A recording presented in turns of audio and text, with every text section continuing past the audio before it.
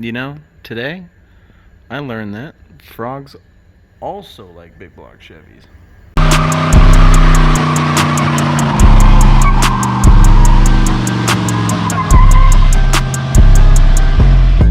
Hey guys, Ratmayor here. I've been meaning to make this video for quite some time. However, there's a lot to learn when it comes to a big block Chevy versus a normal small block. And I want to sum up some things that hopefully give you guys some ideas on what it takes to make power out of your stock or big block. Right off the bat, the first modifications you're going to want to do is an intake and headers. I like to go to an all-around intake that is very proven on making good power on this platform and almost every other platform that it's touched. And that is the Edelbrock Performer RPM air gap. Well, as you see here, I have a different intake on my big block. That is only because it was part of a deal I made on this engine when I had originally bought it. The RPM air gap is a dual plane intake manifold that is capable of supporting 600 horsepower out of the box. These intakes generally retail in about the $300 range. However, there are deals to be had on Facebook Marketplace, Craigslist, you name it. And the reason for a dual plane intake over a single plane is these stock compression big blocks, you're generally not going to see enough RPMs to take advantage of that single plane.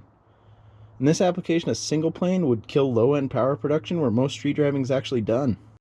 Let's jump on over to headers. Generally, most cheap headers out there will get the job done. Just make sure it properly fits your vehicle and enjoy the added 40 to 50 horsepower you're getting from a better flowing exhaust setup. The stock exhaust manifolds kill a lot of power, and that's why you see some big blocks rated at, say, 230 horsepower, and then you strap them on the dyno with an intake and headers, and suddenly you're making a bit north of 300 horsepower. When it comes to header size, though, a 1 7/8 or a 1 3/4 primary setup is going to be just fine. An engine is an air pump, and both of these items combined will wake up an otherwise untouched big block. Another thing I want to bring up is carburetor. While this is an EFI setup, that is besides the point. This is also a very important part of the intake system on a big block Chevy. A stock to mild big block, generally for best power production, is going to usually be fitted with about a 750 CFM carburetor. Rather that be Edelbrock, Holley, you have it. The carb will take you into the 500 horsepower range just fine.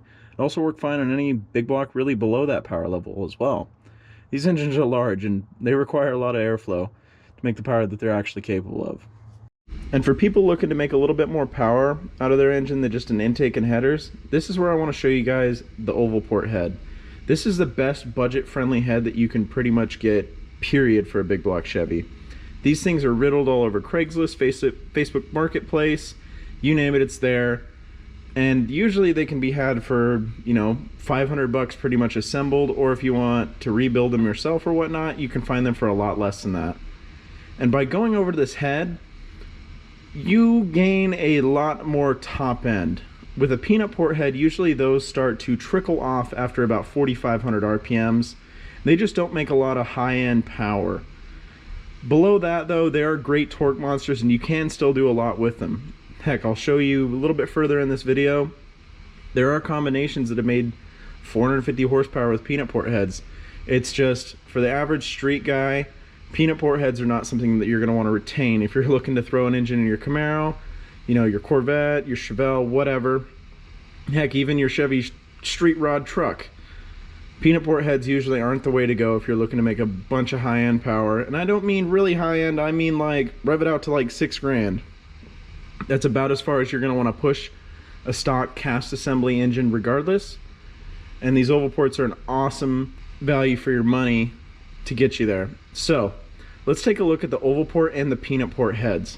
If you look right here on the right hand side, this is a peanut port head. If you notice, the intake runners are a lot smaller than on the left hand side where we have these larger oval port intake runners. And what that's doing is, that's, as I said, allowing a bunch more airflow to get into the engine and basically just resulting in a lot more power.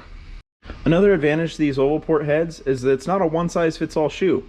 Yes, you have a 781 casting oval port head, you have an 049 casting oval port head, and those are the most common oval port heads that you'll be finding.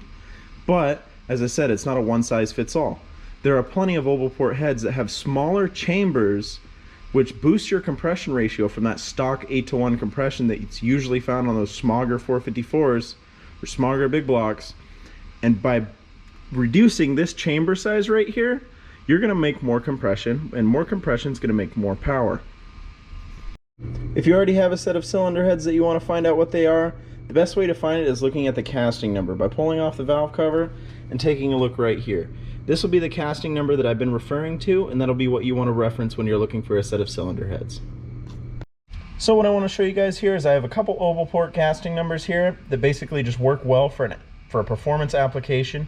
And on top here we have the 781 and then we have the 049. These are the most sought after oval port heads that people search out, and they're actually usually the most plentiful.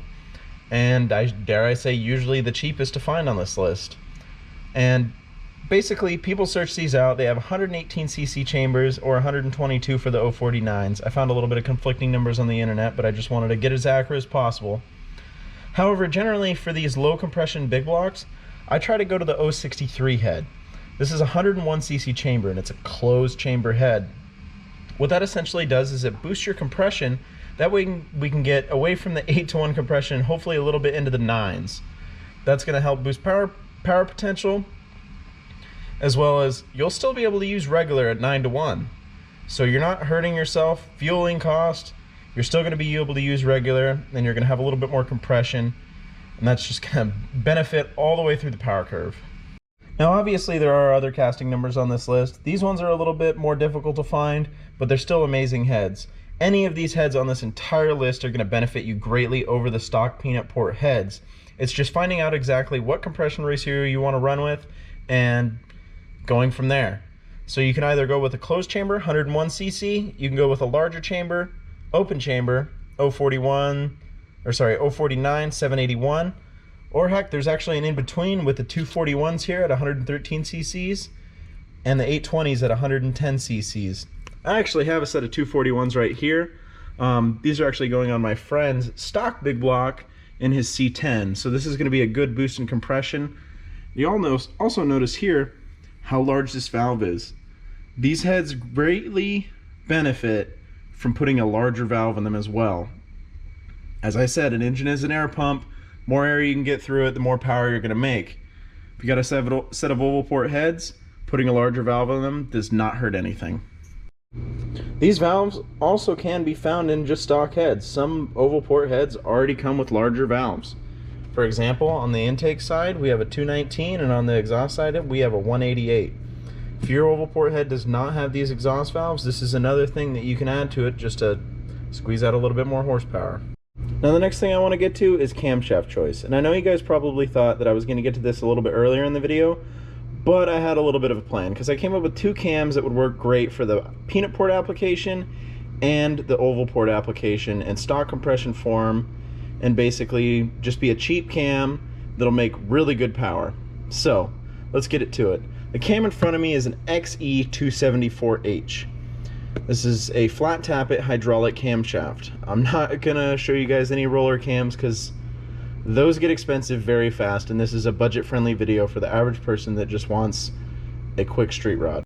So the XE274H is an awesome camshaft that has a lot of power potential. This is probably the biggest camshaft that I would really recommend on just stock internals in general. I say that because the RPM range maxes out at about 6,000. That's when it's done making power. And that's also about the limit that you're going to want to push a cast rotating assembly in a big block Chevy. After that, it's kind of anyone's game on what's going to happen. I wouldn't really recommend putting in a bigger cam than this for just a basically stock engine, but this is my recommendation for the oval port heads. This would be the cam that I would personally run, and this is actually the cam that I'm going to run in my GMC. And the XE268H is my personal pick for a camshaft for somebody that's wanting to retain those peanut port heads. I personally have seen these heads. If you look up a video by Richard Holdner, he actually recently put out, I think 2 weeks ago or so, where he had this cam in a Big Block Chevy with peanut port heads that were just freshly rebuilt, put it on about 446 horsepower. I can't remember the torque number, but 446 horsepower with a cam and peanut port heads. Peanut port heads aren't useless. I just recommend going to oval ports if you have the money or have the time. If you don't want to touch your heads, this is a freaking awesome move to go through. And we have the RPM range here, 1600 to 5800, lift 515, 520 exhaust, LSA 110 just like the 274H. The duration at 50 is 224 intake and 230 exhaust. And the reason I wouldn't recommend a bigger camshaft on the peanut port heads is there's really no point. They can't flow further than this cam can even take it to begin with. you can't put a bigger cam in it and expect more performance because the heads just won't allow the flow. Also got a little bit of a video for you. So you know that GMC I was showing you earlier, that Big Block Chevy I had at the beginning of the video?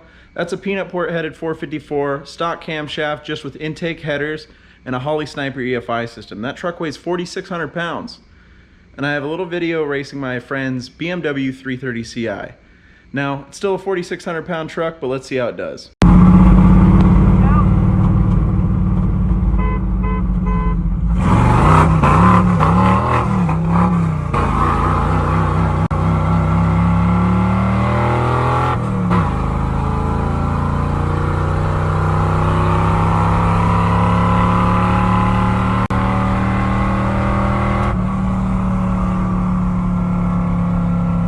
Now I hope this video was informational for you guys.